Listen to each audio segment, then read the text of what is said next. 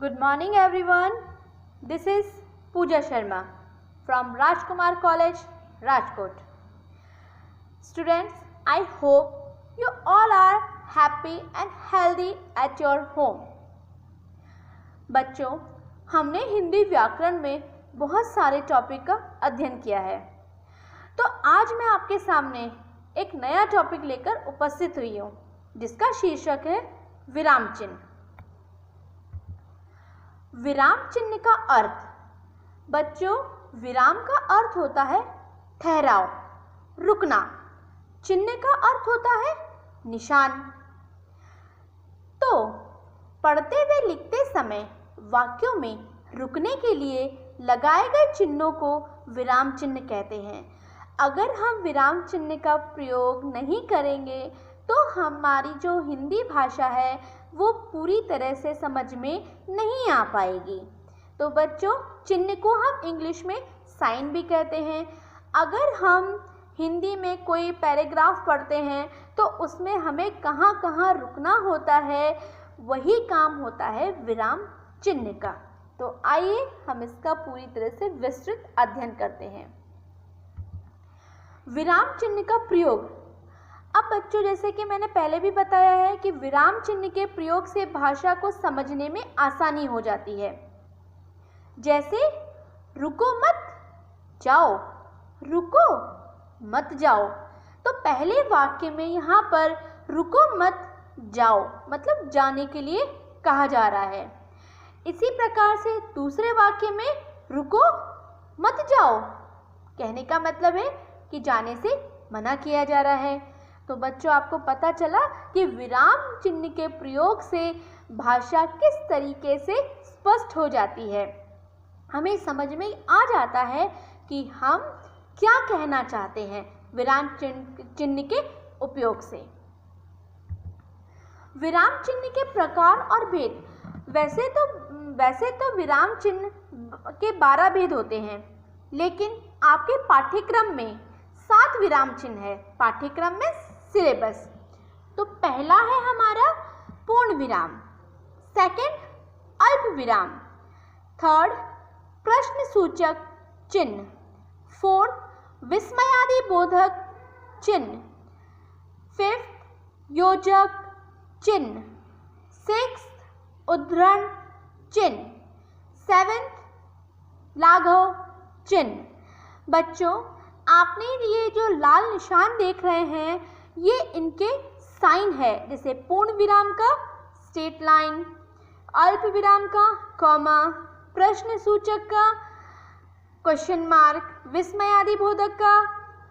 इस तरीके से काफ़ी सारे आपके सामने जो लाल निशान है उसमें इनके साइन बताए गए हैं, इनके चिन्ह दिए गए हैं। तो आइए एक एक करके हम पढ़ते हैं। पूर्ण विराम अर्थ। वाक्य पूरा होने पर पूर्ण विराम लगाते हैं।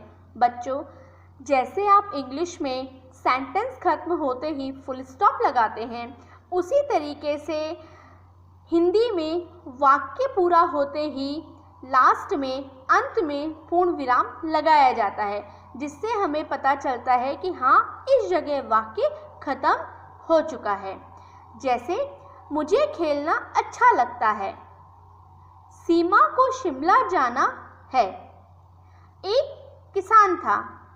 बच्चों, आप जो ये लाल निशान देख रहे हैं वाक्य के अंत में, ये पूर्ण विराम है। अल्प विराम, जिसे हम कॉमा कहते हैं। अर्थ। पढ़ते या लिखते समय हम जहाँ थोड़ी देर के लिए रुकते हैं वहाँ अल्प विराम लगाते हैं।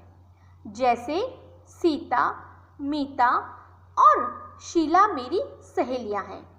तो थोड़ा थोड़ा रुकने के लिए हमें अल्प विराम का प्रयोग किया जाता है।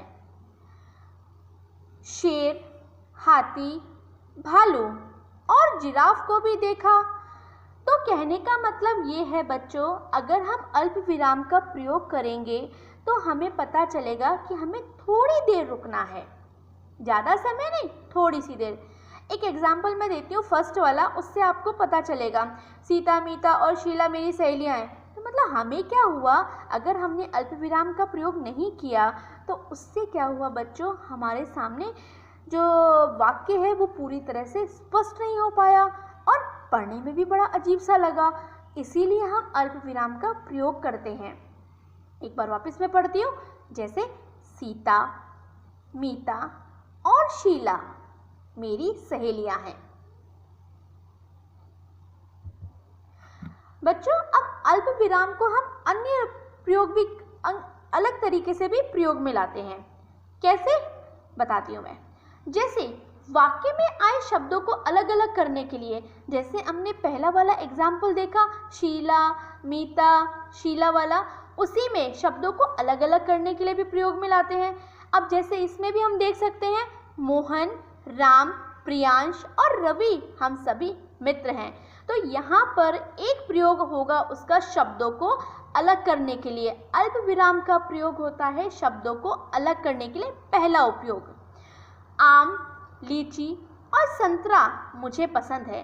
तो इसमें आम, लीची, इसके बीच में हमने अल्प विराम का प्रयोग किया है कि शब्दों को अलग अलग करने के लिए भी हम अल्प विराम का प्रयोग करते हैं। वाक्यों को जोड़ने के लिए, जैसे मैं सुबह उठकर टहली, पूजा की और खाना खाया, इसमें बच्चों हम बार बार तथा, व और का प्रयोग नहीं करते हैं। एक अल्प विराम के प्रयोग से हमारा पूरा एक सेंटेंस जुड़ जाता है और सेंटेंस पूरा हो जाता है। एक बार और मैं समझाती हूँ आपको।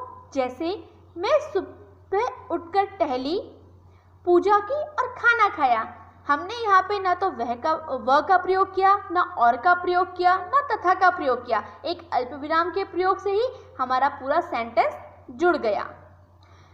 लास्ट हमारा है हाँ या ना के बाद प्रयोग। जैसे नहीं, मुझे इस बारे में नहीं पता, कुछ नहीं पता। नहीं, आज मैं कहीं नहीं जाऊंगा। हाँ, मैंने चोरी की है। हाँ, मैं कल आऊंगा। बच्चों, आपने देखा कि हाँ या नहीं के बाद भी हम अल्प विराम का प्रयोग करते हैं। तो आपको समझ में आया होगा बच्चों कि हम अल्प विराम का कहाँ कहाँ प्रयोग कर सकते हैं। शब्दों को अलग अलग करने के लिए, वाक्यों को जोड़ने के लिए, हाँ या ना के बाद भी इसका प्रयोग किया जाता है। लास्ट हमारा है बच्चों प्रश्न सूचक चिन्ह, जिसको हम क्वेश्चन मार्क कहते हैं। अर्थ, प्रश्न लिखते समय वाक्यों के अंत में इस चिन्ह का प्रयोग होता है। जैसा कि नाम से ही स्पष्ट हो रहा है कि प्रश्न सूचक चिन्ह की मतलब इसमें क्वेश्चन पूछा जाएगा। जैसे तुम्हारा नाम क्या है, आप कहाँ जा रहे हैं, तुम कल कहाँ गए थे। तो इसके अंत में हमने प्रश्नवाचक चिन्ह का प्रयोग किया है। क्यों? क्योंकि यहाँ पे हमने क्वेश्चंस पूछे हैं।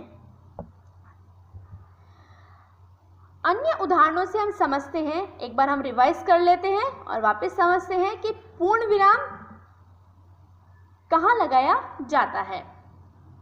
मेरा नाम अंजलि है, पूर्ण विराम। सीमा कक्षा 4 में पढ़ती है। अंत में हमने देखा यहाँ पर पूर्ण विराम का प्रयोग किया जा रहा है। सेकंड, अल्प विराम। मैं बाजार से केला, सेब और अनार खरीद कर लाया। शब्दों को अलग अलग करने के लिए पहले वाक्य में। दूसरे में, आकाश में बादल गरज रहे हैं, बिजली चमक रही है और बारिश भी हो रही है। वाक्यों को जोड़ने के लिए। तीसरा हमारा है प्रश्न सूचक, जिसे हम कह सकते हैं प्रश्नवाचक भी कहते हैं। जैसे आप कैसे हैं, आपके पिताजी क्या करते हैं।